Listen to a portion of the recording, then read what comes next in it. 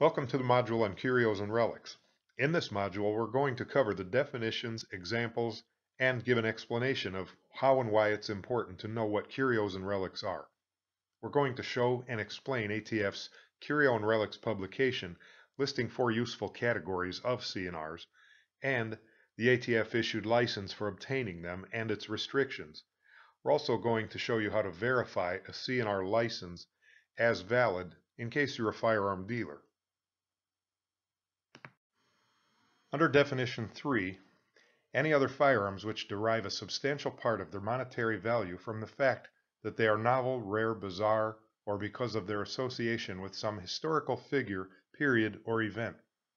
This means some commemoratives, or a firearm that can be proven to have been used in a famous event or that was owned by a famous person. Since ATF makes the determination on guns under this definition on a case-by-case basis, just remember that as they do so, the guns will be added to the CNR book. If the gun comes with a letter of proof from a documented, recognized source, then we can treat it as a CNR.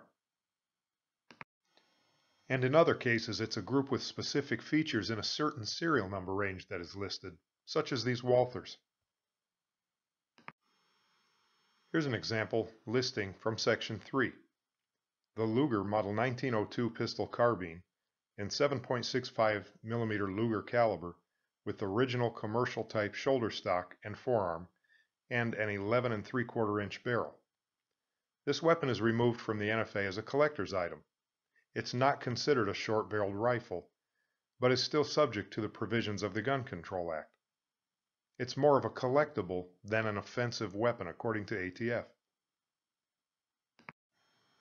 Note that for the CNR status to apply, all the features listed above must be present. Close is not good enough.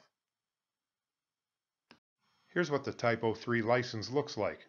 That's the Collector of Curios and Relics license. Note that if a CNR licensee purchases a CNR from a licensed gun dealer, the licensee is required to supply the dealer with a copy of their CNR license.